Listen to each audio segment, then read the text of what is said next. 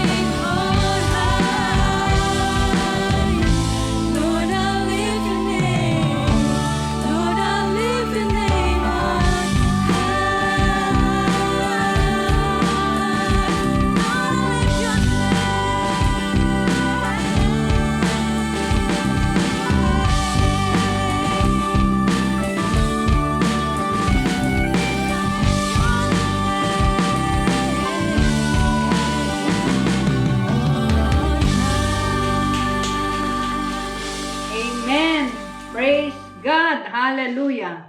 Isang mapagpalang gabi po mga kapatid at sa lahat ng mga nakikinig ngayon. Welcome po sa ating Midweek Fellowship. Salamat sa Panginoon, binigyan tayo ng pagkakataon upang makapagpuri at magpasalamat ng sama-samang sa pamamagitan ng live streaming ng ating fellowship. Tapat ang Diyos sa lahat ng kanyang mga pangako. Kaya pwede natin itong panghawakan at panaligan. Dahil wala pang taong nanalig sa Kanya ang napahiya. Amen! Hallelujah! I-like at i-share natin ang live streaming fellowship na ito sa ating mga kaibigan, kakilala, upang sila naman po ay mapagpala ng salita ng Diyos na kanilang mapapakinggan. Bago tayo magpatuloy, inaanyayahan ang lahat na tumayo at samahan po natin ang anointing band sa kanilang pagpupuri at pagpapasalamat sa pamamagitan ng awiting espiritual. Minsan po purihin natin ating Panginoon. Hallelujah! Hallelujah! Hallelujah! Come on, church. Let's clap our hands. Let's dance unto the Lord. Let everything that has breath praise the Lord. Praise the Lord. Let everything that has breath praise the Lord. Praise the Lord. I'll praise in the valley. I'll praise in the mountains. I'll praise when I'm sure. I'll praise when I'm doubting.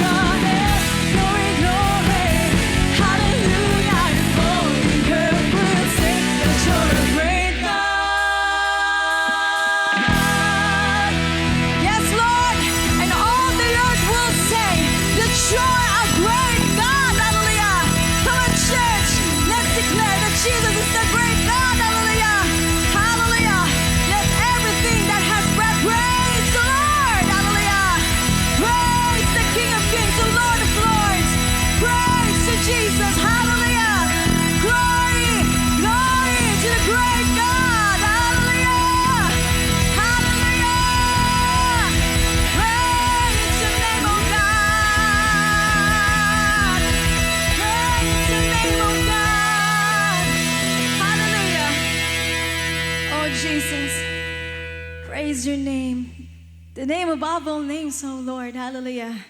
The beautiful name, O Lord Jesus Christ. Hallelujah. Continue to praise your name, O Lord. Hallelujah. Hallelujah. Hallelujah. Glory. Glory to your name, Lord. Glory to the King of Kings and Lord of Lords. Praises to be your name, O God. Hallelujah. Hallelujah. Hallelujah. Hallelujah. Patuloy nga, Panginoon, na kapupurihan ka namin. Sasalamatan ka namin. Aawitan ka namin. Buong puso, ng buong buhay. Tuloy nga, Panginoon, na hindi ka nagbabago. Ikaw yung Diyos noon, ngayon at magpakailanman. Panginoon, hayaan mo na ihayag namin to sa aming pag-awit, sa aming pagsayaw, sa aming pagpalakpak, sa aming mga kamay, sa aming buhay, Panginoon. Yung kabutihan mo, yung katapatan mo, Panginoon, nananatili yan araw-araw. At patuloy nga, Panginoon, pinapaalala mo sa amin na sa buhay namin, sa bawat segundo ng buhay namin, meron kaming Diyos na maaasahan. Hallelujah. Walang karamdaman, walang pagsubok, kamatayan man ang makakapaghiwalay sa amin sa pag-ibig mo, Panginoon. At patuloy nga kami magpapasalamat sa iyong dakilang pag-ibig. Salamat, Panginoon, sa pagmamahal mo. Salamat, Panginoon. Dito kami ngayon, lubos na nagpapasalamat sa lahat ng tinatanggap naming pagpapala, sa lahat ng kagalingan, sa lahat, Panginoon, ng tinugon mong panalangin, Panginoon, sa kabila ng hindi kami karapat-dapat. Panginoon, pero tinanggap mo kami, minahal mo kami. Nandito kami ngayon, Panginoon. Yung puso namin nagpupuri. Inaalala namin, Panginoon, yung lahat ng ginawa mo sa buhay namin sa nagdaang taon, nagdaang araw, nagdaang segundo, Panginoon. Everything is about you, Lord. Ang buhay namin ay tungkol sa iyo, Panginoon. It's all about grace and it's all about you, Jesus. Hallelujah. So, Lord, hear our hearts, hear our voices, hear our prayers, our praises to you. Nandito kami ngayon, Panginoon, na nagpupuri, nagpapasalamat. Tinataas ang iyong pangalan na higit sa lahat mong pangalan. You are worthy of all the praises, Panginoon. Hallelujah. So we lift everything to you, Panginoon. Yung puso namin, yung buhay namin, yung mga kamay namin. As we continue to worship you, Lord, give you praises, give you glory, power and honor, Lord. Hallelujah. Thank you, Lord. Hallelujah. For the cross. Thank you for the price you paid, bearing all my sin and shame. In love you came and gave amazing grace. Thank you for this love, Lord. Thank you for the many years hence. Wash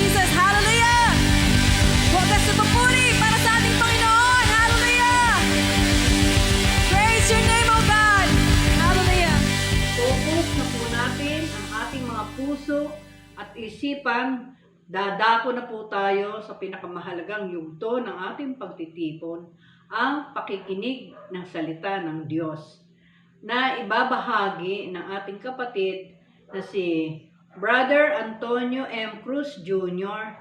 sa series na Certainty Amidst Uncertainties, sa topic na God is Faithful. Minsan po, purihin natin ating Panginoon. Hallelujah. Praise you, Jesus. Ayan, muli pa nga po, palakpakan natin ang Panginoong Jesus. Hallelujah. Praise the Lord. Praise you, Jesus. Hallelujah. Hallelujah. Okay. So, sa pagpapatuloy po ng ating gawain, sama-sama po tayong manalangin.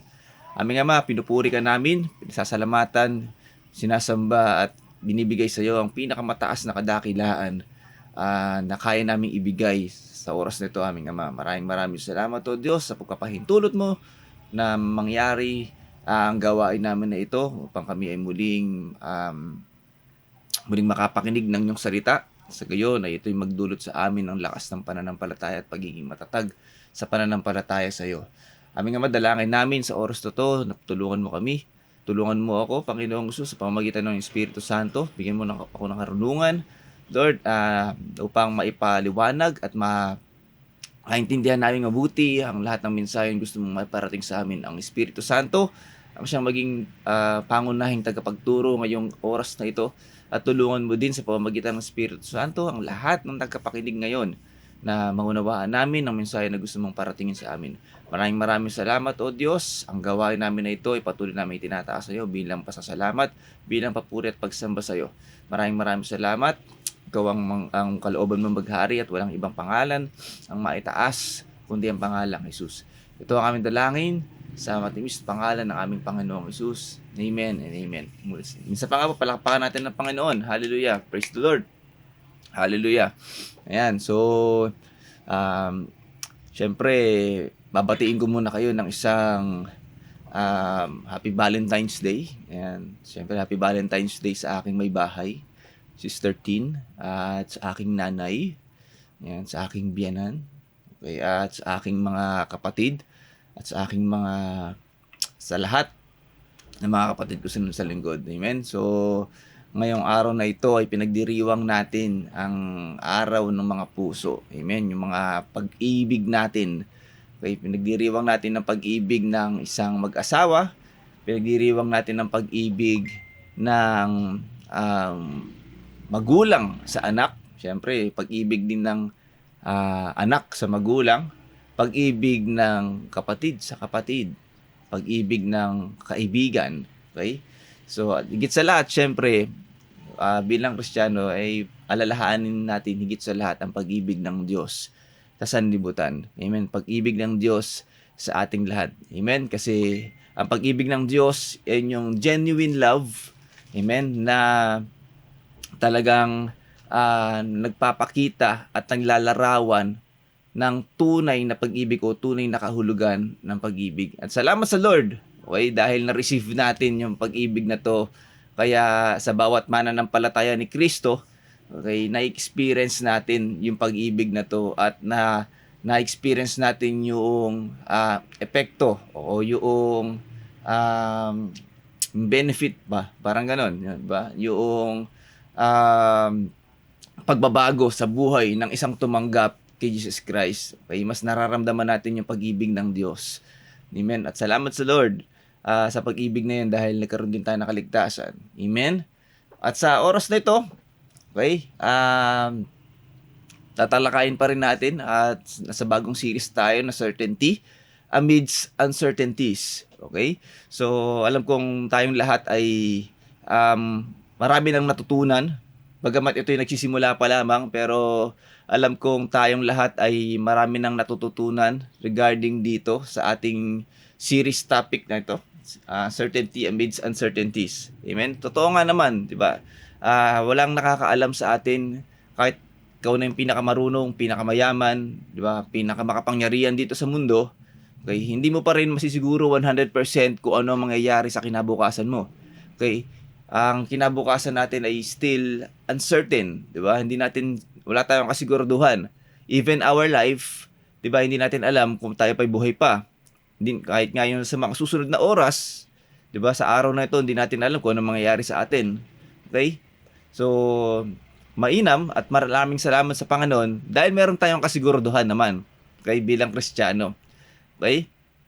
At sa oras na to, ang isang kasiguraduhan na pwede nating panghawakan ay yung pagiging tapat ng Diyos. Amen? God is faithful. Amen? So, isa yan sa mga, kumbaga nga, dapat nating panghawakan habang tinatahak natin o naglalakbay tayo dito sa mundo na ito. Amen? I pray and nawa, syempre, sa bago matapos o sa bago matapos ang araw na to, sa gawain na natin na ito, ay nawa ay maraming mensaheng maibigay sa atin ng Panginoong Hesus at mas lalo tayong tumatag sa pananampalataya. Amen. Upang harapin din natin o para sa pagharap natin ng kinabukasan, pagharap natin ng future natin, 'di ba? O ng mga susunod na oras, susunod na minuto ay magkaroon na tayo ng lakas ng loob. Okay, mas magkaroon tayo ng mas lakas ng loob, 'di ba? Dahil alam nating ang Diyos ay tapat. Amen. At speaking of faithful, syempre, it is always connected doon sa pag-ibig na pinagdiriwang din natin ngayon. Okay? At yung sinabi nga natin kanina, pinagdiriwang din natin yung pag-ibig ng Diyos sa tao, sa sanlibutan. Amen. Connected yan. Okay? Na sa pag-ibig ng Diyos, tapat ang Diyos sa kanyang pag-ibig sa atin. Okay? Okay, mas tatalakayin natin ngayon dito yan. Okay? Simulan po natin sa 1 Corinto chapter 1 verse 9. Ang sabi dito, tapat ang Diyos na tumawag sa inyo upang makipag-isa sa kanyang anak na si Hesukristo na ating Panginoon. Okay? Dito gusto kong makita natin, mga kapatid, na kung tayo po ay mga believers of Jesus Christ, na yung sandigan ng pananampalataya natin ay walang iba kundi si Kristo. Okay? Kaya tayo nagkaroon ng kaligtasan, nagkaroon tayo ng buhay na walang hanggan, nagkaroon tayo ng pagbabago sa buhay natin. Okay? Ibig sabihin, ang tumawag na Diyos sa atin ay tapat. Okay? Nasa tamang Diyos tayo. Okay? Sinasabi ko bang maraming Diyos? Okay? So, bilang mananampalataya ni Kristo, isa lang po ang Diyos. Okay? Pero sa pananaw po kasi ng maraming tao, napakaraming kinikilalang Diyos. Amen? At gusto ko makita natin dito, mga kapatid, tapat ang Diyos na tumawag sa atin. Okay? Sa pamamagitan ni Jesus Christ. Kung tayo nakipag-isa kay Jesus Christ, amen, ang Diyos Ama na ito natin ay isang tapat na Diyos. Okay? Mamaya tatalakayin natin ano ba yung ibig sabihin ng pagiging tapat. Ganda makita muna natin dito, no? Na ang Diyos na tumawag sa atin ay tapat na Diyos. Okay? At ang sabi rin po dito sa Deuteronomio, chapter 32, verse 4, si Yahweh ang inyong batong tanggulan. Mga gawa niya ay walang kapintasan. Mga pasya niya ay pawang makatarungan. Siya ay Diyos na tapat at makatwiran. Amen? So, maraming pagpapakita dito ng attributes ng Diyos. Okay? Siya daw ay batong tanggulan, o mga gawa niya ay walang kapintasan, di ba? Kumbaga nga ay gawa niya ay perfect. Okay? Walang kahit anong dungis. At syempre, yung mga pasya daw niya, pasya ng Diyos ay makatarungan. It's fair. Okay? Laging, kumbaga nga, kapag siya ay nagpasya, laging tama. Okay? Hindi siya, walang naargabyado, walang kahit ano.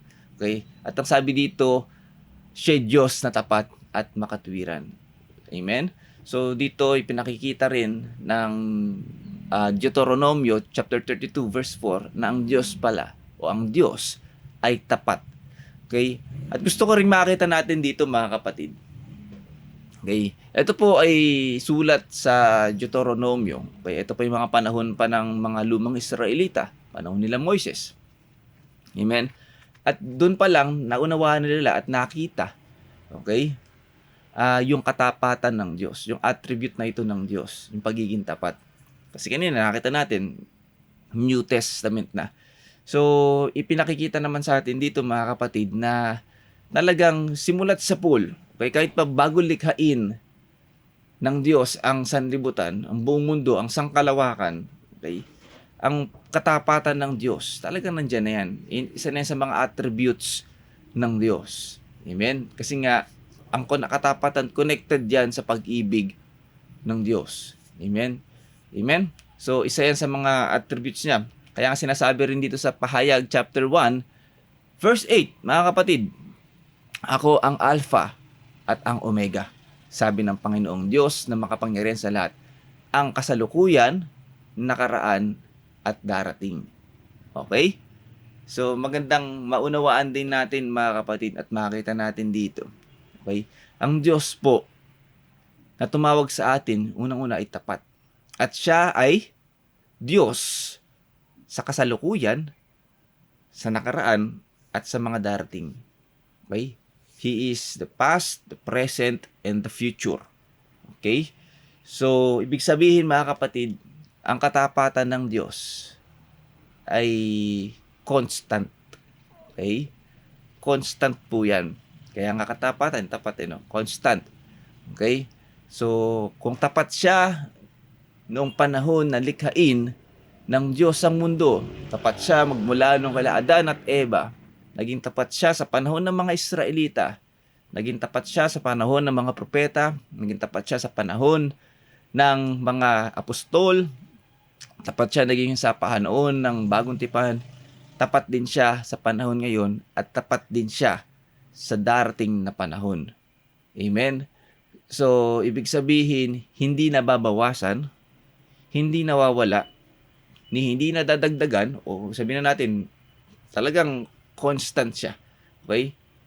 Okay, men? So, ibig sabihin, walang kinalaman ang galaw ng mundo, ng kalawakan, walang kinalaman ang galaw ng tao, walang kinalaman sa gawa ng tao para magalaw natin kahit katiting ang katapatan ng Diyos sa atin.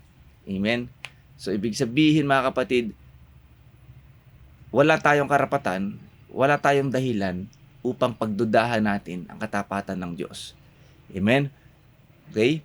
Na isipin natin, o sige, tapat ang Diyos ngayon, paano kaya bukas? Paano kaya sa makalawa? Paano kaya sa susunod na taon? Okay? So, wala tayong dahilan, hindi katiting na dahilan upang isipin natin ang bagay na yan.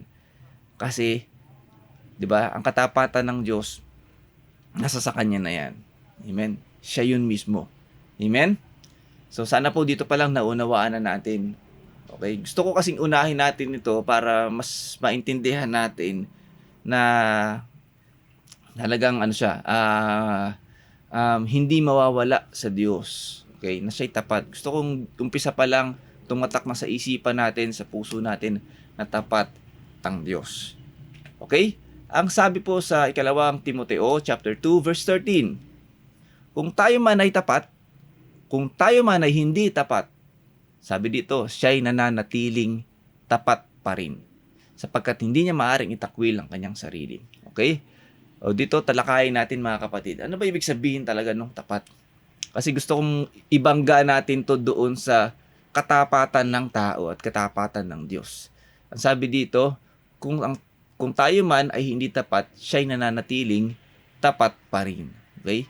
Pag sinabi pong katapatan, kasi unang pumapasok sa isipan natin, mga kapatid, yung true to His promises, di ba? Kasama po yun, pero hindi po natin tatalakayin dito yung pagiging katapatan o yung pagiging matapat ng Diyos sa kanyang mga pangako. Okay? Kasi tatalakayin natin ito sa pamagitan ni sa pangunguna ni Sister Marisa next week, yung pagiging promise keeper ng Diyos. Okay? So dito tatalakayin natin yung katapatan na kung saan, okay, kung ililiwat natin sa isang o yung definition ng dictionary, kalagay dito yung loyalty, yung trueness, fidelity, constancy. Okay? So, nandiyan yung, pag narinig natin yung loyalty, nandiyan, di ba, tapat nga, di ba, na kahit anong mangyari, hindi mawawala yung katapatan na ito. Isang example dito, mga kapatid, kung matatandaan nyo yung kwento ni Pedro. Si Pedro po ay nawala yung katapatan niya kay Jesus Christ. Okay, nung nadakip si Jesus Christ. Okay? Nawala yung katapatan niya at itinatwa niya si Jesus Christ ng 3 beses. Pero, di ba, isa yung pagpapakita na minsan ng tao kulang talaga sa katapatan. Amen. Dahil ng panahon din na to, amen, wala pa ang Espiritu Santo kay Pedro noon. Okay, at hindi pa rin finished yung works of Jesus Christ. Okay? So, ibig sabihin talagang hindi pa talaga. Okay? So, yung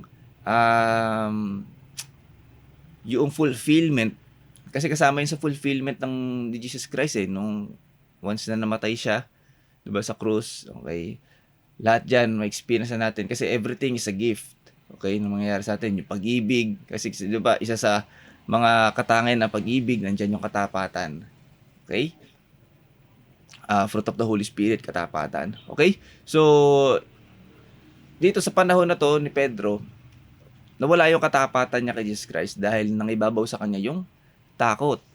Okay. Pero isang pagpapakita dito na nanatiling tapat ang pag-ibig ni Jesus Christ kay Peter. Okay. Hindi siya itinakwil, di ba? Hindi siya itinatwa. Bagkus, okay, mas lalo pa siyang ginamit ng Panginoong Hesus upang, di ba, maipahayag ang pag-ibig ng Diyos sa sanlibutan. Maipahayag ang pag-ibig ng Diyos, ang aral ng kaligtasan, ang aral ng kagandahang loob, ang aral tungkol sa mabuting balita tungkol kay Kristo upang magkaroon ng kaligtasan ang maraming tao. Amen? So, ito po yung katapatan na tinutukoy natin. Amen?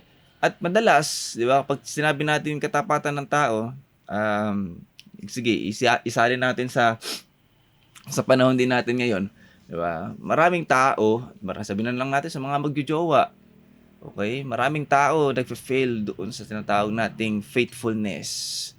Okay? Sa una, kahit sabihin natin mahal mo yung tao, okay? Pero kapag dumating yung pagkakataon na parang meron ng mga red flags, di ba? May nakita ka na hindi mo gusto, na hindi mo na kumbaga yun nga, red flag, di mo na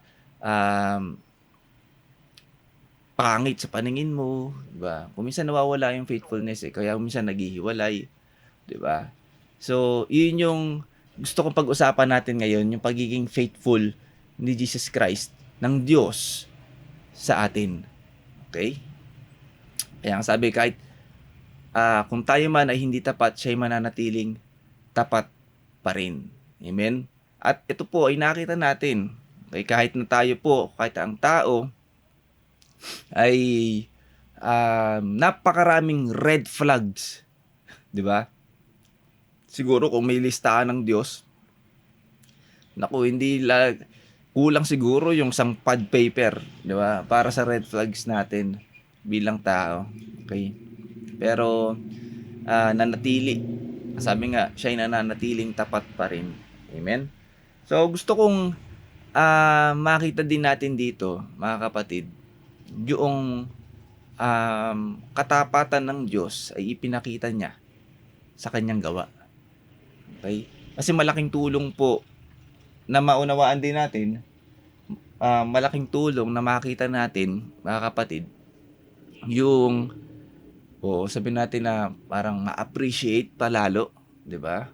Na hindi lang natin alam yung ginawa ni Jesus Christ, bagkus every time na inaalala natin yung gawa ng Diyos, yung gawa ni Jesus Christ para sa atin, magandang maalala natin at maunawaan natin yung katapatan ng Diyos. Okay? Amen? So, tingnan natin yung ito lang. Actually, ito yung pinakadakilang ginawa niya, di ba? Sa John 3:16. Okay? Sapagkat gayon na lamang ang pag-ibig ng Diyos sa sangkatauhan, kaya't ibinigay niya ang kanyang kaisa-isang anak upang ang sinumang sumampalataya sa kanya ay hindi mapahamak, kundi magkaroon ng buhay na walang hanggan. Amen? Okay? So dito, pag-usapan natin yung perspective ng Diyos Ama. Okay? Na hindi lang niya sinabi na sapagkat gayon na lamang ang pag-ibig ng Diyos sa sanlibutan o sa sangkatauhan. Okay? Gusto kong makita natin dito na may gawa. Amen? Nakalakip ito. At sabi nga, kaya't ibinigay niya ang kanyang kaisa-isang anak na walang iba kundi si Jesus Christ. Amen? So para maipakita sa atin, mga kapatid, yung katapatan ng pag-ibig ng Diyos sa atin. Amen? At sabi nga sa Roma 6:23, ito dapat tayo sapagkat kamatayan ng kabayaran ng kasalanan. Ngunit ang walang bayad na kaloob ng Diyos ay buhay na walang hanggan sa pamamagitan ni Kristo Jesus na ating Panginoon. Amen? Ito dapat tayo, diba? Sa unang sentence, sapagkat kamatayan ng kabayaran ng kasalanan. Kasi nga, tayo bilang tao, napakarami nating red flags. Amen? At kung ako ang Diyos, okay, although kahit sinabi ko na yan, ako ang nasa sapatos, di ba? Sa sapatos ng Diyos. Kahit sinabi kong mahal ko ang sanlibutan, abay kung nakikita ko naman talagang lumalapastangan ng tao, di ba? Ni walang pagsisisi, ni walang, di ba? Ni wala man lang, uy, teka, nakatingin ng Diyos. Dapat hindi ko ginagawa to. Yung tipong, kumbaga sa baril happy-go-lucky tayo sa paggawa ng kasalanan. Okay? Ni walang konsensya. Okay? Di ba? Kung ako yun, siguro, okay na. Bahala na. Sige. Hayaan mo nang silang mamatay. Para sa kabayaran ng kasalanan nila. Ang titigas ng ulo Di ba? Napakatitigas ng ulo, ni wala man lang, di ba? Wala man lang repentance, ni wala man lang kahit anong pagsisisi na ginagawa, ni wala man lang kalungkutan sa nabahid sa kanilang mukha kapag gumagawa ng kasalanan. Di ba? Kamatayan na lang talaga dapat. Pero, tingnan nyo katapatan ng Diyos sa kanyang pag-ibig sa atin. Hindi niya tiningnan yung red flags natin. Hindi niya tiningnan kung ano yung dumi na meron tayo. Hindi niya tiningnan yung kahinaan na meron tayo. Hindi niya tiningnan yung weaknesses na meron tayo. Hindi niya tiningnan yung kahit anong pangit na attributes na meron tayo. Okay? Mas tiningnan niya yung pag-ibig niya sa sanlibutan. Kaya nga, siya ang gumawa ng paraan, siya ang gumawa ng daan sa pamamagitan, di ba, ni Jesus Christ. Udyok ito ng walang hanggang pag-ibig ng Diyos. Kaya sinabi rito, ngunit ang walang bayad na kaloob ng Diyos, walang bayad. Amen? Hindi nang hingi ng bayad, hindi nang hingi ng kapalit, hindi nang hingi ng kahit anong installment. Sige, bayaran mo to, ito na gawin mo in the future, okay? Liligtas kita, pero dapat maging ganito ka. Walang ganun Di ba? Amen? Kasi nga, mahal tayo ng Diyos. Amen? Tapat ang Diyos. Amen? Kaya sabi rin, ngunit ang walang bayad na kaloob ng Diyos ay buhay na walang hanggan sa pamamagitan ni Kristo Jesus na ating Panginoon. Amen? Kaya nga yung ginawa ni Jesus Christ, ng Diyos Ama, binigay niya ang kanyang bugtong na anak. Okay? Upang maipakita sa atin, okay, na ang Diyos Ama ay tapat sa kanyang pag-ibig, kaya ibinigay niya si Jesus Christ. Amen? Upang tayo ay hindi na mapahamak, hindi natin sapitin yung kabayaran ng kasalanan na kamatayan. Amen? Ganyan po, pagpapakita sa atin ng Diyos Ama ng kanyang katapatan sa atin, sa katapatan ng kanyang pag-ibig para sa atin.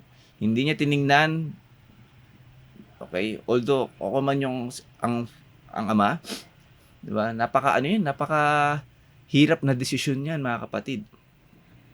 Napakahirap na desisyon 'yan. Ibigay mo yung bugtong na anak para lang sa isang taong sa tingin ko not deserving, di ba? Para sa akin hindi deserve na 'to yung 'di Diba? Hindi deserve dito na ipagpalit ko, i-sacrifice ko yung aking anak para lang sa'yo. Amen? Okay? Amen? So, alam niyo mga kapatid, napaka-ano na to eh. Kung alalahanin lang natin, di ba? Kung titingnan natin, gantong katapat ang Diyos para sa atin. Para lang maipakita ang pag-ibig ng Diyos sa atin. Okay? Amen? So, kung ako, halimbawa, sa isang manliligaw, di ba? Sa isang manliligaw, di ba yung nakita mong napakalaki ng sakripisyo na ibinigay ng manliligaw mo sa'yo? Binigay niya yung, sabihin natin, pinagpalit niya yung trabaho niya para sa'yo. Aba, ibang katapatan yan para sa'yo, di ba?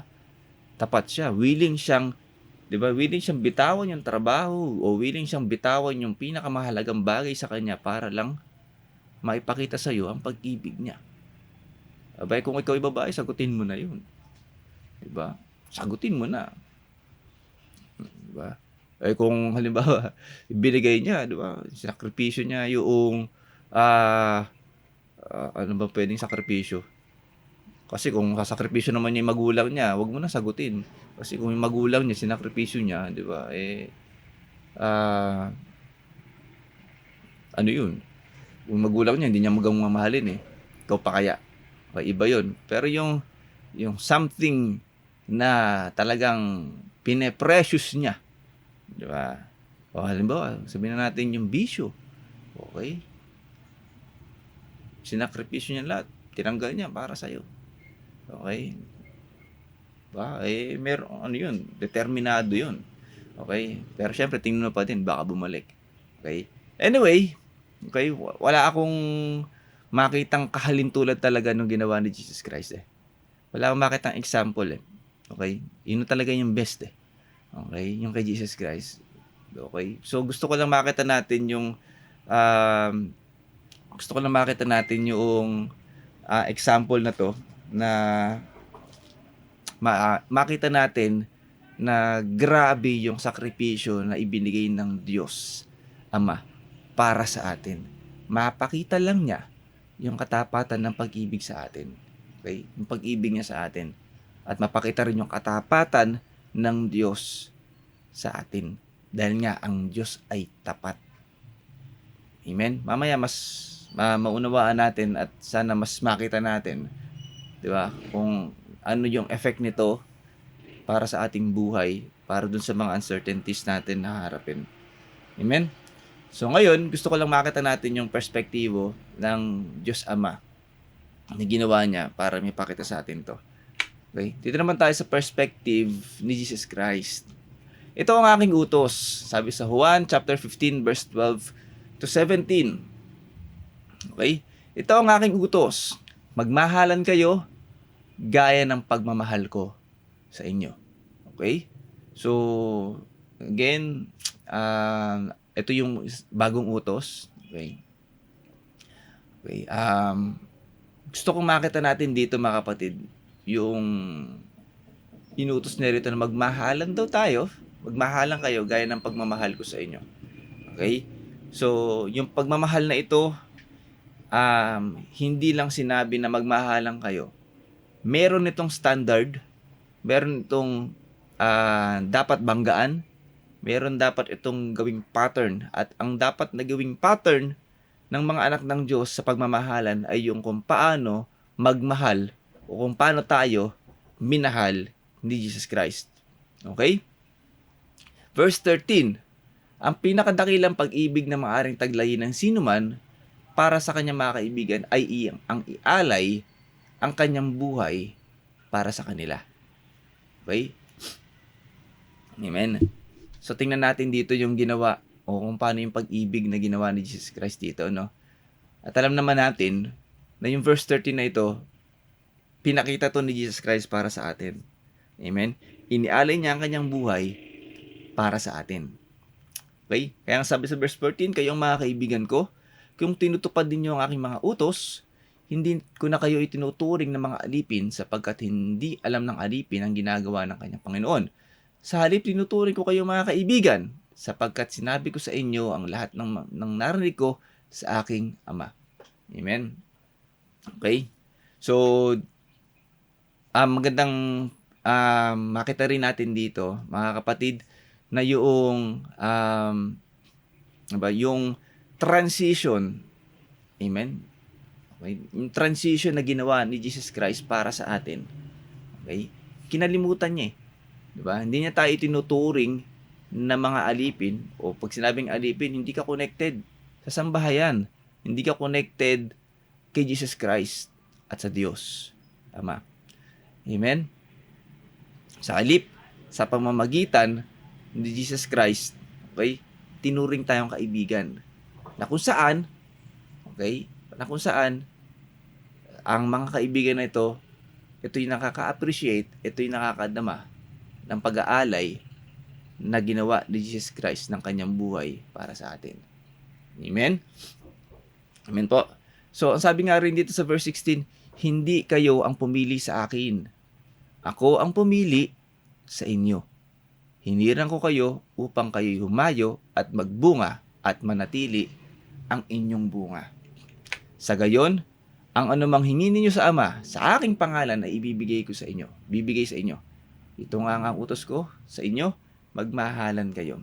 Amen? Ngayon, tingnan natin yung ginawa ni Jesus Christ dito. Kung titingnan natin yung buong mensahe, mga kapatid, okay? Kung titingnan natin yung mensahe dito, sa pamamagitan ng ginawa ni Jesus Christ, okay, alam naman natin ginawa ni Jesus Christ, diba? Mamaya, talakayin din natin. So, ginawa ni Jesus Christ dito, mga kapatid, inalay niya ang kanyang buhay para sa atin. Inalay niya ang kanyang buhay upang mapadama din ang kanyang pag-ibig para sa atin, upang mapadama din ang kanyang katapatan para sa atin. Amen? Nang sa gayon din, mga kapatid, di ba? Hindi lang tayo magkaroon ng kaligtasan. Okay?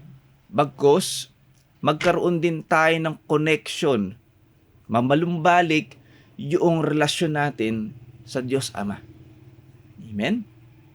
Kaya ang sabi nga rin dito, di ba? Hindi kayo ang pumili sa akin, ako ang pumili sa inyo. Okay? So may mga pagkakataon dito, mga kapatid, di ba, na kumbaga parang minsan naiisip natin na parang hindi tayo deserving, kahit na tayo mga mananampalataya na ni Kristo, parang iniisip natin na parang hindi ako karapat-dapat, di ba? Parang ganun, yung tipong tama bang ako ay, di ba, na kay Kristo, parang wala naman akong attributes, wala naman akong kahit anong skills o talento, o pwedeng resources, di ba, na pwede kong magamit. Again, mga kapatid, tapat ng Diyos. Kumbaga nga, yung ginawa ni Jesus Christ, kinover niya ang lahat ng hindi natin kaya. Okay? Tingnan niyo yung pagkakataon na yon, yung tipong, kumbaga sa isang magrelasyon naman, di ba, na ikaw, nililigawan ka ng isang lalaki, sabihin natin itong lalaki na to, ubod ng yaman, di ba, talagang makapangyarihan, di ba, hindi lang, di ba, dahil mahal ka niya, gusto niya pakita yung katapatan niya, hindi ka lang niya minahal, bagkus, binago rin yung buhay mo, di ba, pinakasalan ka, i-connect ka sa kanyang pamilya, para ikaw ay magkaroon ka ng isang panibagong buhay, ma-experience mo yung kaginhawahan, okay, nakukuha nyo, at ganun yung ginawa ni Jesus Christ sa atin, mga kapatid. Ganun yung ginawa ni Jesus Christ. Okay? Na siya ang pumili sa atin. Kaya wag nating iisipin, wag nating titingnan na we are not deserving o hindi tayo karapat-dapat. Okay? Dahil sabi nga kanina, tapat ang Diyos na pumili o humirang sa atin. Tapat ang Diyos. Hindi siya nagkakamali. Diba? Ang pasya niya ay makatarungan. Okay? Kung ano man yung pasya niya, di ba? Tama 'yun. Kung ano man yung planuhin niya, ano man yung gawin niya, tama 'yun. At yung pagpili sa atin ng Diyos sa pamamagitan ni Jesus Christ, tama 'yan. Makatarungan. And never doubt the faithfulness of God sa pagpili sa atin, mga kapatid. Amen? Kaya sabi rito, hiniran ko kayo upang kayo'y humayo at magbunga at manatili ang inyong bunga. Ito ang isa sa plano ng Diyos sa atin sa pamamagitan ni Jesus Christ. Okay? Na tayo po'y humayo. Okay? Kaya sa atin, bilang mga pinili ng Diyos, pinili ni Jesus Christ, okay? Ito lang yung isang dapat din nating gawin. Okay? Pasukan po natin ito ng pasukan natin ng paghayo ito. Ito lang po yung dapat nating gawin, mga kapatid. Diba? Magtiwala sa pagpili sa atin ng Diyos. Magpagamit sa Panginoon upang maipahayag ang mabuting balita ng kaligtasan. Amen? Okay? Sa gayon, mga kapatid, okay? Nandyan na yung papasok yung tayo magbubunga at mananatili ang ating bunga. Amen? Madalas nating napapakinggan ito, okay? Yung lalo na sa preaching ni Sister Marisa, di ba? Pag sinabing magbunga, dalawang bagay yan, spiritual fruit natin at yung pagbubunga natin, di ba, bilang isang alagad ni Kristo. Di ba? Sa pamamagitan natin, maraming tayong natataniman, di ba? Natataniman ng mabuting balita at sa pamamagitan nito, maraming taong nakakakilala sa Diyos at maraming taong naliligtas. Amen? Amen? So, nawa, ayan, dito makita natin na yung ginawa ni Jesus Christ para sa atin upang tayo ay magkaroon ulit ng connection sa Diyos. Kaya nga sabi rito, sa gayon, anong namang hingin ninyo sa Ama, sa aking pangalan ay ibibigay sa inyo. Amen? Tingnan nyo.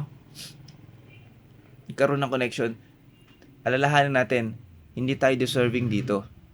Amen? Hindi dapat tayo andito kasi nga, we are all sinners.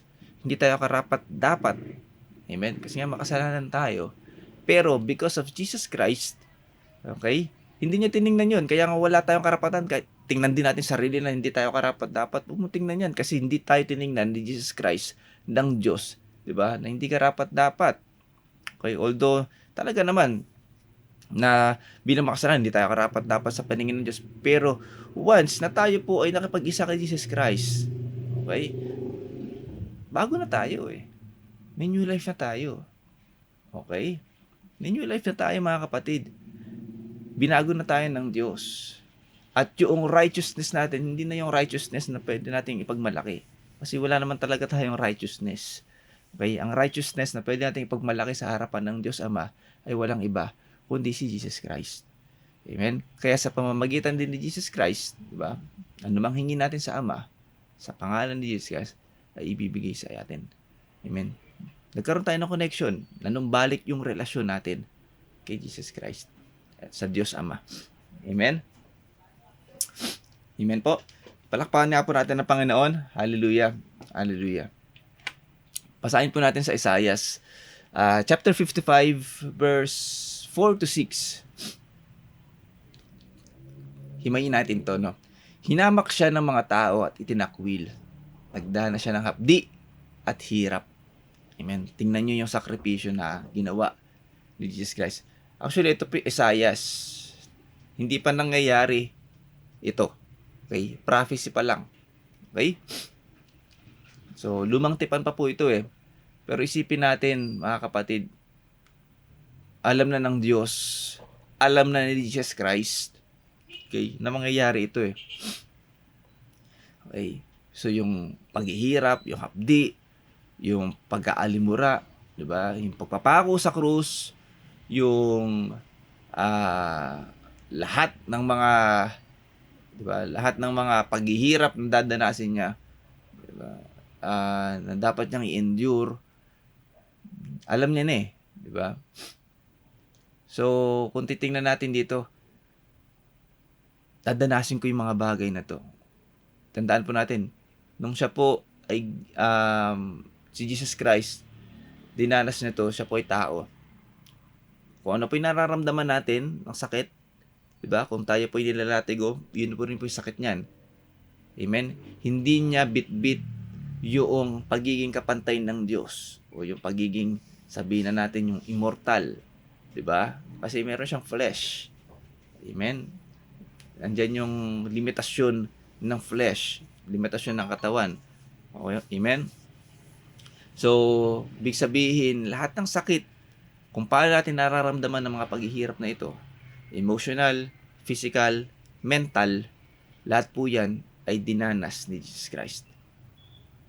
At kung alam na ni Jesus Christ na dadanasin niya ng mga bagay na to, mga kapatid, At gagawin niya ito para sa isang tao, 'di ba, na isang makasalanan, na hindi humahanap sa Diyos, na hindi humahanap man lang humingi ng kapatawaran, 'di ba? Wala man lang kahit anong pagsisisi, 'di ba? Kung ako si Jesus Christ, naku, hindi ko natatanggapin 'to. Ayoko na. Masakit 'yan. Parang tama ba? 'Di ba? Nagagawin ko ito. Amen. Pero kasi nga tapat ang Diyos. Amen. Gusto niya makita ng tao na tapat ang Diyos. Amen. Tapat ang Diyos sa kanyang pag-ibig sa atin. Na kahit yung pinakamasakit na pwede niyang danasin, kaya niyang endure para sa ating lahat. Okay? Hinamak siya ng mga tao. Diba? Tao pa ang naghamak sa kanya at itinakwil. Nagdana siya ng hapdi at hirap. Imagine, gagawin niya to para sa tao, pero ang taong gumawa sa kanya pa rin ito. Wala man lang pumansin sa kanya. Amen? Binaliwala natin siya na parang walang kabuluhan. Amen? Tingnan niyo yung sakit physical at sakit emotional at mental. Diba? Emotional torture to eh. Ano ba naman itong mga taong to? Ginagawa ko na nga ito para sa inyo. Para magkaroon kayo ng kaligtasan. Tas ganito pa ang ginagawa nyo. Binaliwala ninyo. Amen? Amen. Alalahan natin ito'y prophecy pa lang sa Isaias. Okay? Grabe na yung pagpapaano. Kung babasahin natin itong buong 55, grabe yung dadanasin dito ni Jesus Christ. Okay? Pero imagine, prophecy pa lang pero talagang ilang years pa to bago dumating yung panahon ni Jesus Christ. Pero hindi siya, 'di ba? Hindi niya tinalikuran, 'di ba? Hindi nawala yung kanyang loyalty, yung katapatan. Okay? Unang-una sa Panginoon, sa Diyos Ama. Okay? Kasi nga ito yung kalooban ng Diyos. Sige, go, 'di ba? Parang ganoon. Hindi na tayo tinalikuran na kahit na tayo po hindi karapat-dapat. Pero dahil sa pag-ibig ng Diyos at sa kanyang katapatan sa atin, okay, inendure niya lahat to. Kaya nga, ang kapalit niyan, di ba, noong tayo ay binaliwala natin siya na parang walang kabuluhan, tunay ngang inalis niya ang ating mga kahinaan. Amen. Nawala.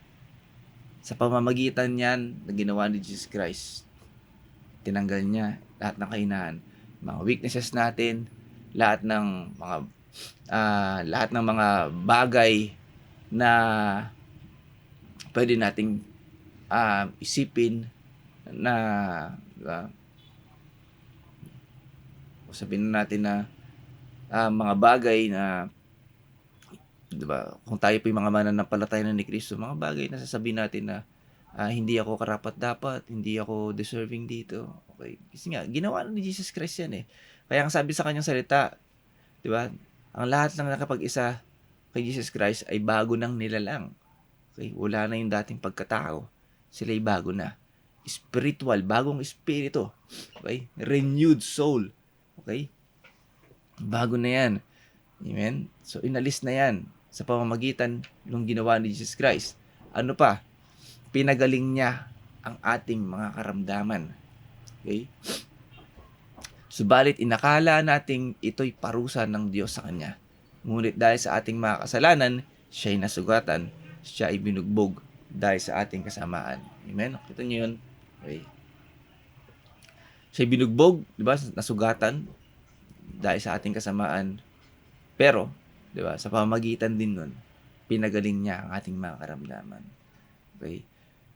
Sa pamamagitan ng krus, ito, talakayan natin. Tayo ay gumaling dahil sa pahirap na dinanas niya at sa mga hampas na kanyang tinanggap. Amen. Sa pamamagitan ng mga stripes, di ba? By His wounds, we are healed. Okay? Amen. Kasi nga, itong mga, alam nyo, hindi lang kaligtasan ang i-prepare ni Jesus Christ para sa atin. Okay? Sa lahat ng tumanggap kay Jesus Christ, hindi lang kaligtasan na prepare niya. Okay? Maging yung kagalingan, amen. Kasi physical, emotional, spiritual healing, diba? Mental healing, lahat ng yan ay sakop dun sa pagpapagaling na dinanas niya sa pamamagitan ng mga stripes, sa pamamagitan ng wounds, mga latigo na tinanggap niya para sa atin. Okay? So pagpapakita na talagang gusto ng Diyos, diba? Gusto ni Jesus Christ na tayo po ay hanguin, di ba mga kapatid? Wait lang po na gusto ng ni Jesus Christ na hindi lang tayo maligtas, bagkus ma-experience din natin yung buhay na walang hanggan, yung buhay na ganap at kasiyasiya. Amen? Nakuha niyo po? Okay? Kasi nga, sa buhay natin, alam ng Diyos na marami tayong uncertainties na dadanasin sa buhay, marami tayong mga pagsubok na dadanasin, okay? At gusto nga ipakita sa atin na all is covered dito sa krus. Okay? Lahat yan, covered ko na. Okay? Para mapakita ko lang sa inyo yung katapatan ko. Diba? Mapakita ko lang sa iyo, sa inyo, diba? Yung pag-ibig ko. Amen? Tayong lahat ay tulad ng mga tupang naliligaw. Nagkanya-kanya tayo ng lakad. Ngunit ipinataw ni Yahweh sa Kanya, kay Jesus Christ, ang kaparusahang tayo ang dapat tumanggap. Amen? So dito ipinakita na perspective ng Diyos Ama at perspective ni Jesus Christ. Okay? Pinapakita sa atin dito, mga kapatid, yung katapatan ng Diyos. Yung pag-ibig ni Jesus Christ, pag-ibig ng Diyos sa atin. Amen? Imbis na tayo ang tumanggap ng kaparusahang ito, si Jesus Christ at tumanggap. Amen? Kaya nga sabi sa 1 Juan, chapter 1, verse 9, subalit kung ipinapahayag natin ang ating mga kasalanan, patatawarin tayo ng Diyos sa mga ito at lilinisin tayo sa lahat ng ating kasalanan sapagkat siya'y tapat at matuwid. Amen. Siya'y tapat at matuwid. Amen. So, dito mga kapatid, kuminsan meron tayong mga pagkakataon sa buhay na parang pinanghihinaan tayo ng loob. Amen. Kasama po yan sa mga uncertainties natin sa buhay. Spiritual, ano yung ibig sabihin na to? Parang nagiging spiritual down tayo, spiritually down. Diba? Nade-drain tayo kuminsan nadadaya tayo ng kaaway dahil sa mga bagay na, kasi wala namang perpektong Kristiyano. Walang perpektong anak ng Diyos. Lahat tayo ay work in progress. Diba? Sabi nga, lahat tayo pinapaging banal. Okay? Wala pang perpekto sa atin. Merong mga panahon na mga araw na nadadapa tayo. Merong mga panahon na, diba, na tayo po ay nagkakasala dahil sa sitwasyon, diba? Dahil sa kung ano man yung mga problema, pagsubok na kinakaharap natin. Minsan, problemang relasyon, problema sa trabaho, problema sa pag-aaral, diba? Problema sa karamdaman, problemang kung ano man yung mga pagsubok na dinadat na natin, diba? So lahat po yan mga uncertain sa buhay natin. So hindi natin alam kung kailan darating yan. At mga karaniwan, yan yung mga nagiging dahilan, nagagamit ng kaaway upang tayo ay magkaroon ng, diba, parang spiritually down nga tayo. Okay? Kung minsan naiisip natin na parang, diba, parang yun nga, tama pa ba akong maglingkod sa Panginoon? Kasi nagkasala ako. Tama pa ba akong maglingkod sa Panginoon? Kasi meron na akong may sakit na ako. Tama pa ba akong maglingkod sa Panginoon? Dahil, diba, hindi man ako okay sa aking pamilya. Diba? Amen? So may yan mga sitwasyon sa buhay natin na parang nagiging cause para maging hesitant tayo. Diba? Para full, 100% maglingkod tayo sa Panginoon. Amen? Again, mga kapatid, kung nararanasan natin yung mga bagay na yan, una nating isipin, tapat ang Diyos. Okay? kung tayo pa malalo ng mga mananampalataya ni Kristo, ginawa na ng Diyos ang lahat sa krus sa pamamagitan ni Jesus Christ. Ginawa na ni Jesus Christ ang lahat para sa atin na dapat tayong dumanas. Ngayon, meron pa ba tayong dahilan para pagdudahan natin ang katapatan ng Diyos sa atin? Para isipin natin na tatalikuran tayo ng Diyos. Na iisipin natin, di ba, na hindi na tayo patatawarin ng Diyos. Amen? Na hindi na tayo muling babaguhin ng Diyos, di ba? Na hindi na tayo pagagalingin ng Diyos. Di ba? Na hindi na ayusin ng Diyos yung mga problema natin. Ginawa na nga ni Jesus Christ yan sa krus lahat. Amen? Ginawa na ni Jesus Christ lahat sa krus para sa atin. Amen? So, sino tayo? Okay? Para isipin natin. Di ba? Na parang lalayo ang Diyos sa atin. Imposible po yan. Again, balikan natin yung kanina. Okay? Tapat ang Diyos. Kung ang tao man ay hindi nagiging tapat, siya'y tapat pa rin. Amen? At ang katapatan ng Diyos, mga kapatid, hindi nagbabago. It's always constant. Tapat siya kahapon, tapat siya ngayon, at tapat siya bukas. Amen? At sa habang panahon. Amen? So sana, every time na ma-experience at mararamdaman natin yung mga ganitong pakiramdam, diba, na parang kung ano man yung balibag sa atin ng bukas, yung mga uncertainties ng bukas, panghawakan natin, meron certain, tapat ang Diyos. Okay, tapat ang Diyos sa atin. Amen? Lalo na kung spiritual matters yan, emotional, amen, physical, diba? Yung karamdaman, by His wounds, we are healed. Okay? Pinagaling na tayo ng Diyos. Amen? Sana, yun, panghawakan natin, alalahanin natin yung ginawa ni Jesus Christ. Ginawa ng Diyos Ama, di ba, para sa atin. Amen? Palakpakan nga po natin ang Panginoon. Hallelujah. Tuloy po natin, 1 Corinto chapter 10 verse 13. Okay?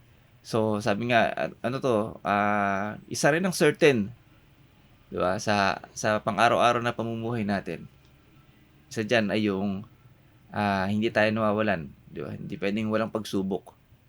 Okay? Pero merong isang certain din dito. Wala pang pagsubok na dumating sa inyo na hindi nararanasan ng ibang tao.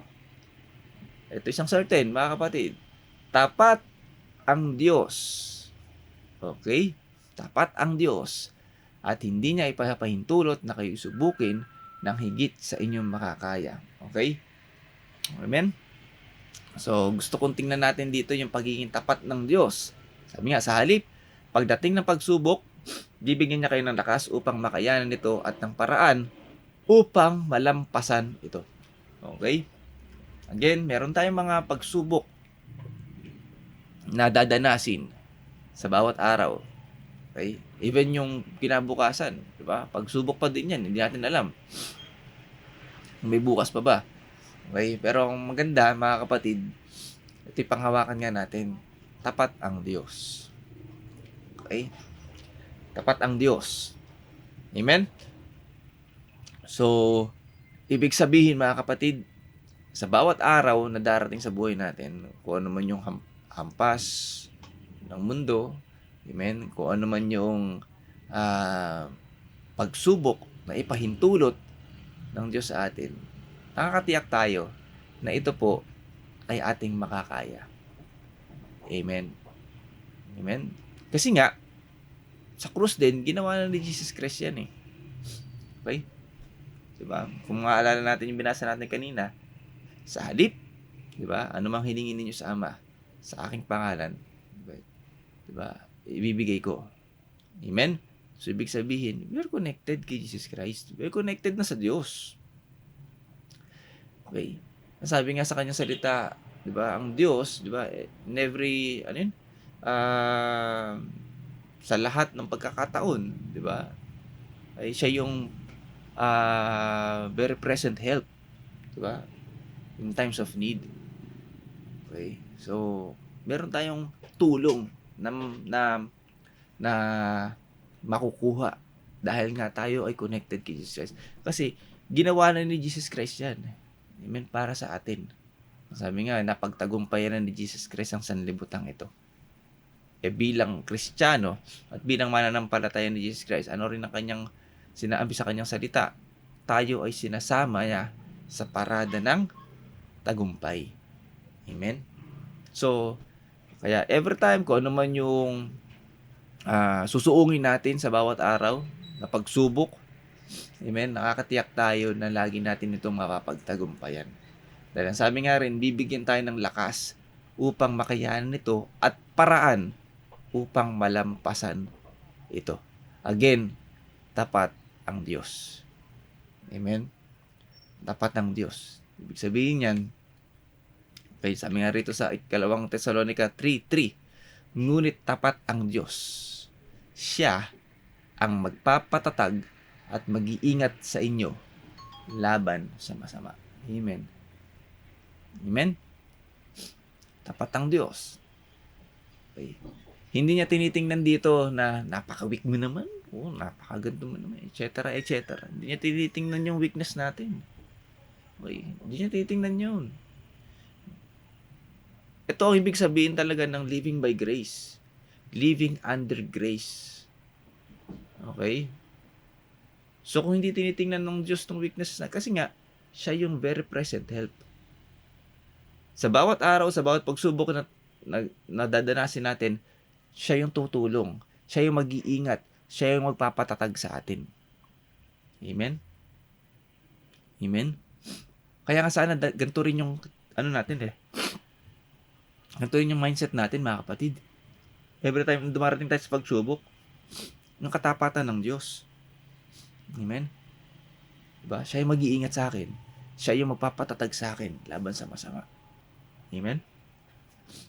So sana wag nating tingnan every time na mayroong tayong pagsubok, ang unang naiisip natin, hindi dapat yung lakas natin. Hindi dapat yung karunungan natin.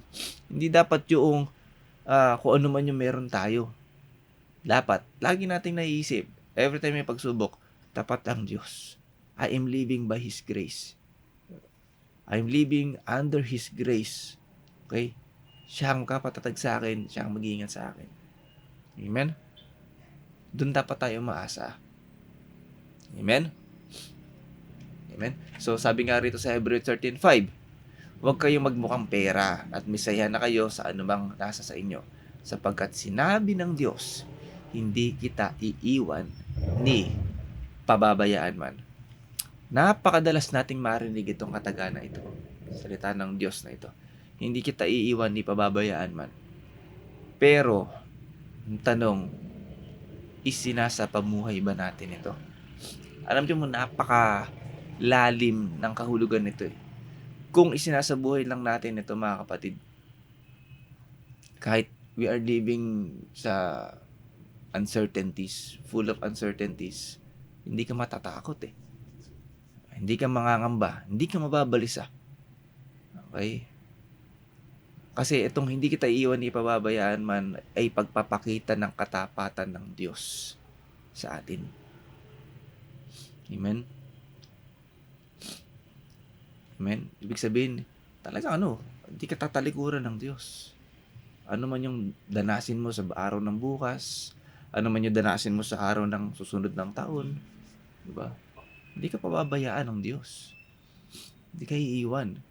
That's how loyal our God is to us. Amen. Ganyan siya katapat sa atin. Amen. Amen. So diba? Ano ba yung pinagdadaanan natin ngayon? Ano ba yung sitwasyon na kinapapalooban natin ngayon? Diba? Hindi ko alam kung ano yung kung anong lugar o anong sitwasyon na meron tayo ngayon. Pero sana, salita ng Diyos na ito, diba? Maunawaan natin, tapat ang Diyos. Mas laliman natin yung kahulugan sa puso natin na hindi kita iiwan, hindi pababayaan man.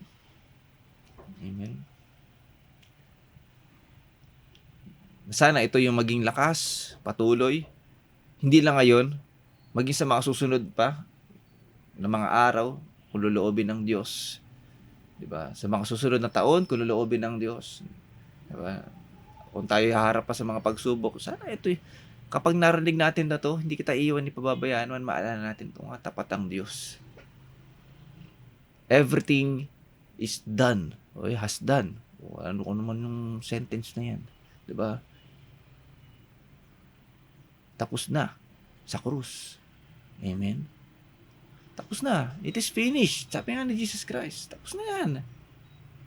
Napagtagumpayan niya na. Okay? Kung bahala sa iyo, sabi nga, hindi kita iiwan, ipababayaan man. Okay. So bilang Kristiyano, mga kapatid, dapat panghawakan natin to. Bilang Kristiyano, alam ko nakakaranas pa rin tayo ng panghihina, pagduda, kahinaan ng kalooban. Amen. Pero bilang Kristiyano, tatlabanan natin, mga kapatid. Huwag tayo magpadala doon sa nararamdaman natin. Labanan natin. Paano natin lalabanan? Salita ng Diyos. Alalahanin natin mga pangako niya. Diba? Isa to, sa pangako niya, hindi kita iiwan ni pababayaan man, mga kapatid. Amen? Amen? So, sarap, di ba? Ang sarap alalahanin na meron tayong Diyos na tapat. Na hindi lang niya sinabi na tapat siya. Bagkus pinatunayan niya ito sa isang gawa. Diba? Na nag-cost ng buhay niya para sa atin. Para sa Diyos Ama na nag-cost ng kanyang anak para sa atin. Napakahirap na desisyon. Okay? Pero iginawa niya para sa atin. Amen? Amen? So, wala na tayong talagang rason para, di ba, pagdudahan. Wala tayong rason para isipin natin na tayo ay mapapahamak o na tayo ay mapapasama pa sa mga araw ng bukas kung loloobin ng Panginoon. Hindi na. Ginawa na ni Jesus Christ yan eh. All we have to do bilang Kristiyano ay manatili kay Jesus Christ. Manatili tayo kay Jesus Christ. Manatili tayo sa puno ng ubas. Okay? Manatili tayo sa kanyang salita. Manatili tayo na nakakapakinig ng kanyang salita. Sa buhay natin ng kanyang salita. Okay? At ang lahat, si Jesus Christ ang bahala. Ang Diyos ang bahala. Amen? Yun po ibig sabihin nun. Pag siya nang bahala, pag ganun, ibig sabihin talaga, no? Walang din naunawaan. Bahala na ang Diyos. Bahala na. Malagi natin narinig yan sa mga tao. Diba? May maraming problema. Bahala na ang Diyos. Okay? Kung anong loobin niya. Totoo naman. Pero, alam nyo, may kulang kasi. Bilang Kristiyano, pag sinabi ng bahala na ang Diyos, pag sinabi natin, bahala na ang Diyos, may gagawin tayo. Ano gagawin natin? Magtiwala. Diba? Manatili sa kanyang salita. Makinig ng kanyang salita. Yun lang gagawin natin. Siya nang bahala. Okay? Kasi nga, kahit sabihin ng tao na bahala ang Diyos, kung hiwalay naman siya kay Kristo, wala talaga magagawa. Di ba? Wala magagawa. Kung hiwalay tayo kay Kristo, wala talaga tayong magagawa kahit anong gawin natin. Pero thank God, di ba? Tayong mga anak ng Diyos, believers of Jesus Christ. Kapag yung sitwasyon natin is out of our control na, hindi na natin kaya. Okay? Amen. Pangawakan natin ang Diyos na bahala. Hindi kita iwan, ipababayaan man. Manatili ka sa aking salita. Stay connected with me. Sabi ni Jesus Christ. Siya nang bahala. Amen? At gusto kong talakayin din natin, pag-usapan natin yung mga ilang pangako ng Diyos. So, hindi ko naman, gusto kong paalala na lang sa atin ito. At mga ilang, syempre, alam kong magiging tulong din ito sa ating lahat. Mateo 6:34, kaya nga huwag ninyong alalahanin ng bukas, sapagkat ang bukas na mag-aalala sa kanyang sarili. Sapat na ang inyong mga suliranin sa bawat araw. Amen. So, huwag na nating alalahanin. Again, paalala sa ating lahat. Okay, kung ano man yung mga uncertainties na dadanasin natin. Okay, dahil sapat ang biyaya ng Panginoon sa bawat araw. maging magpapagpasalamat tayo sa bawat araw na dinadanas natin ngayon, na na-experience natin. Okay? At ibig sabihin nga, kung huwag na natin alalahanan ng bukas dahil ang Diyos nang bahala dyan. Amen? All is covered. Kaya nga, di ba? Dahil nga sabi sa Jeremiah 29:11, sapagkat batid kong lubos ang mga plano ko para sa inyo, mga planong hindi nyo ikasasama, kundi para sa inyong kabubuti. Ito yung mga planong magdudulot sa inyo na kinabukasang punong-puno ng pag-asa. Amen? So, siya nagpe-prepare ng kinabukasan natin. Siya ang bahala. Siya ang naghahanda. Kung meron namang pagsubok na ipinahintulot ang Diyos, again, tandaan natin, 1 Corinto 10:13, tapat ang Diyos. Okay? Tapat ang Diyos. Hindi niya pahintulot na tayo subukin ng higit sa ating makakaya. Amen? At ang mahalaga, siya ang naghahanda ng kinabukasan natin. At ang kinabukasan nito ay punong-puno ng pag-asa. Amen? Tingnan natin, di ba, kung gaanong ka-blessed, privileged ang isang anak ng Diyos. Okay? Kung tayo nangangarap para sa ating sarili, ang Diyos, hindi lang nangangarap para sa atin, inihahanda niya ang ating future. Inihanda niya ang kinabukasan natin. Siya ang bahala rito. Siya ang naglalatag. Sabi nga, bawat pasya niya ay makatarungan. Diba? Bawat desisyon niya, diba, para sa ating ikabubuti. Nakakatiyak tayo na sa bawat araw na darating, sa pahihintulot niya, ito ay para sa ating kabubuti at para sa ating ikalalago. Amen? Makatarungan ng Diyos. Amen? So, ibig sabihin, magiging okay lahat. Okay? Kahit na may pagsubok na darating, isang certain, tapat ang Diyos. Okay? Kaya sabi rin sa Kawikaan, chapter 3, verse 5-8, kay Yahweh ka magtiwala, buong puso at lubusan, at huwag kang mananangan sa sariling karunungan. Yun lang paalala sa atin. Magtiwala ka ng buong puso at lubusan sa Diyos. Huwag mong sandalan yung karunungan mo. Huwag mong sandalan yung lakas mo, kayamanan mo, kung kapit mo sa kung sino man. Diba? Huwag mong sandalan yan. Na parang bagang, matalino naman ako makapangyarihan ako, mapera ako, sige, okay yung future ko. Matalino ako, sige, magiging okay yung trabaho ko. Huwag mong sandalan yan. Hindi sa isip. Huwag mong sasandalan yan. Okay? Ang kailangan mo, sandalan, kailangan mong pagtiwalaan ang Diyos. Sa lahat ng iyong gawain, siya nga'y alalahanin. Amen? Yan ang gagawin natin. Okay? Alalahanin. So, i-consult natin sa Kanya. Lahat ng plano natin sa buhay. Lahat ng gagawin natin, kung ano man gusto natin, upang ikay patnubayan sa iyong mga tatahakin. Huwag mong ipagyabang ang iyong nalalaman. Yan. So, talagang di ba?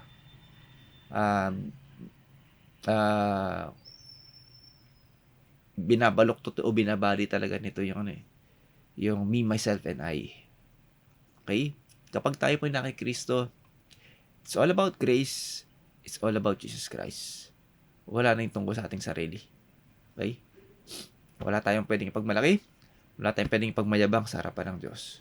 Ang laging maitataas, ang laging magaling, ang laging marunong, walang iba, kundi ang Diyos, si Jesus Christ. Huwag mong ipagyabang ang iyong nalalaman. Igalang mo't sundin si Yahweh. Amen? Alam niyo, napakalawak din itong igalang Alam niyo po, hindi lang nakukulong yung paggalang sa every time na we praise God. Diba? We worship God. Even yung, di ba, yung pag sinabing paggalang, yun nga, i-consult natin, di ba, sa Diyos, yung mga plano natin. Kasi walang kagalangan din yung, di ba, binabypass natin ng Diyos sa bawat gagawin natin. Binabypass natin, di ba, ang kalooban ng Diyos sa mga desisyon na gusto natin. Kasi may mga desisyon tayo. Lord, alam naman natin na hindi makalulugod sa Diyos, pero yun pa rin yung ginagawa natin. Di ba? Nawawalan tayo ng paggalang dun sa Diyos. Okay? So, sa mga ganung pagkakataon, di ba? Full respect, full reverence, di ba? Igalang natin, sundin si Yahweh. At lumayo ka sa kasamaan. Sa gayon, ikaw ay lalakas at magiging matatag. Mawawala ang pighati. Gagaling ang iyong sugat. Amen. Again, di ba? Lahat ito ginawa ng Diyos para sa atin. Basta connected lang tayo kay Jesus Christ, di ba?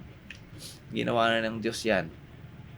Kumbaga nga parang nilatag na ni Jesus Christ yan bago pa man niya, di ba? Bago pa man din magkatotoo yung prophecy na, di ba? Na ibibigay ng Diyos ang kanyang bugtong na anak. Di ba? Nilatag na nila. Alam niya yan, mga mangyayari. Alam ng Diyos na kakailangan natin lahat ng bagay na ito. Amen. Alam niya na yan. Amen. Kaya nga talagang living under grace talaga dapat tayo eh. Kasi full package na yung ginagawa ng Diyos para sa atin. Diba? Full package na lahat yan. Okay? So, lastly, mga kawigaan, chapter 19, verse 20 to 21. Dinggin mo at sundin ang payo sa iyo. At pagdating ng araw, pakikinabangan mo. Ang isang tao ay maraming iniisip, maraming binabalak, ngunit ang kalooban din ni Yahweh ang siyang mananaig. Amen. Again, sa bawat araw, sa bawat uncertainties na pwede nating harapin. Amen. So, hindi natin kaya talaga yung panghawakan yan eh. Wala tayong magagawa dyan kung ano man yung dumating sa araw ng kinabukasan. Sa atin, panghawakan natin, sa topic natin na to, tapat ang Diyos. Amen. At yung katapatan ng Diyos, ano man yung kalooban ng Diyos na siyang mananaig para sa atin, tandaan natin, diba? Tapat ang Diyos. Amen. Para sa ating ikabubuti, ang mga plano niya, para sa ating ikalalago at ikatatatag ng pananampalataya natin ng lahat ng inilatag niya para sa atin. Amen. Amen. So, simple lang po yung mensahe ngayon, pinakita na sa atin ng Diyos. Diba? Yung dakilang gawa niya upang tayo ay syempre maging mas lalong buo yung pagtitiwala natin na tapat ang Diyos para sa atin. Mas lalong maging buo yung pagtitiwala natin, mas lalo tayong manampalataya sa Kanya na sa bawat araw na darating, diba? Hindi niya tayo iiwan, hindi pababayaan man dahil tapat ang Diyos. Amen? So, minsan pa nga, palakpakan natin ng Panginoon. Hallelujah. Praise the Lord. At sa oras na to, tayo po'y manalangin. Aming Ama, maraming salamat sa iyong mensahe na alam namin na ito'y nagmula sa iyo. Lord, kami nagpapasalamat at lubos nagpapasalamat sa katapatan na ibinigay mo para sa amin. Sa katapatan mo para sa amin na ipinakita mo sa pamamagitan ng krus ng Kalbaryo, sa pamamagitan ng pag-ibig mo para sa amin. Lord, thank you. Dahil alam namin, Lord, na ikaw ay nananatiling tapat. Bagamat, kung minsan, aming Ama, nawawala ang aming katapatan. Pero salamat, Lord, dahil nananatili ang iyong katapatan para sa amin. Lord, thank you sa pagbabago ng buhay na ibinigay mo sa amin. Lord, thank you sa pamamagitan ni Jesus Christ, na aming Panginoon, aming tagapagligtas, ay nagkaroon kami ng kaligtasan. Sa pamamagitan nito, ay nagkaroon din kami ng bagong buhay, na kung saan kami ay namumuhay na sa inyong kagandahang loob sa ilalim ni Jesus Christ. Maraming salamat, O Diyos, sa lahat ng mga pagpapalang pinagkaloob mo sa amin sa pamamagitan ng iyong anak na si Jesus Christ. Lord, maraming salamat din, aming Ama, sa lahat, hindi lang sa kaligtasan, maging sa mga kagalingan, spiritual, physical, mental, Panginoon, emotional, na nakaramdaman na mayroon kami. Lord, thank you, Lord, sa pagpapagaling, sa kagalingan, pinagkaloob mo na sa amin 2,000 years ago, sa pamamagitan ng iyong mga sugat na naranasan at na yung mga natanggap sa pamamagitan ng pagtubos mo sa aming mga kasalanan. Lord, thank you sa kagalingan ito. At kami lubos pa rin nagpapasalamat, Lord, sa buhay na patuloy mo pinagkakalob sa amin sa bawat araw. Sa kalooban mo, Panginoong Jesus, na darating na mga kinabukasan na alam namin na ito inhanda mo na para sa aming kabubuti, na ano man yung mga pagsubok, ano man yung mga uncertainties na haharapin namin, Lord, alam namin tapat ka at hindi mo kami iiwan, ipababayaan man. Lord, thank you dahil kasama ka namin palagi. Lord, thank you dahil ikaw ay mag-iingat sa amin, magpapatatag sa amin laban sa masama. Lord, thank you dahil ikaw ang patuloy na magkapala sa amin. Ikaw ang patuloy na mag-iingat sa amin at patuloy na gagabay sa amin, hindi lang sa amin, maging sa aming buong pamilya. Lord, thank you sa lahat ng pagpapala na ipanagkaloob mo sa amin. Hallelujah, maraming salamat, O Diyos. At nawa, patuloy mong sa pamamagitan ng Espiritu Santo sa tulong nito, ay patuloy mong itimo sa aming puso at isipan ang mga mensaheng narinig namin ngayon. na siya maging aming patuloy na sandigan, patuloy na maging lakas ng loob namin sa bawat araw na gagawin namin, na haharapin namin. Maraming salamat. At gayon din, pagkapasalamat namin ng aming community, ang lingkod, at buong manggagawa at buong miyembro nito. Patuloy namin pinagkapasalamat ang lahat ng pagpapalang pinagkakaloob mo sa aming lahat. At ang lahat ng mga pangarap namin sa aming community. Lord, thank you. At we claim na ito po ay binigay nyo na. Maraming salamat. Panginoong Jesus, hallelujah, hallelujah, hallelujah. Maraming salamat o Diyos. Sa iyo po ang pinakamataas na papuri, pagsambat, kadakilaan. Ito ang aming dalangin. Sa pangalan ni Jesus, amen and amen. Muli po, maraming salamat sa Panginoong Jesus at tayo po ay patuloy na pagpalain niya at patuloy na maging pagpapala sa lahat. Maraming salamat po. God bless us all.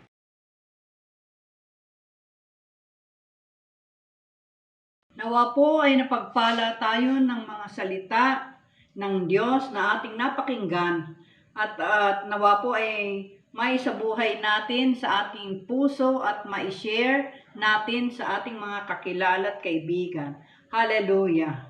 Muli po tayong manabik sa susunod na Midweek Fellowship sa ganitong oras, 6 to 8 p.m. every Wednesday. Ang Youth Fellowship, 5 to 6:30 p.m. every Saturday. At ang Sunday Fellowship, 9 a.m. to 11 a.m. at sa hapon po 2 p.m.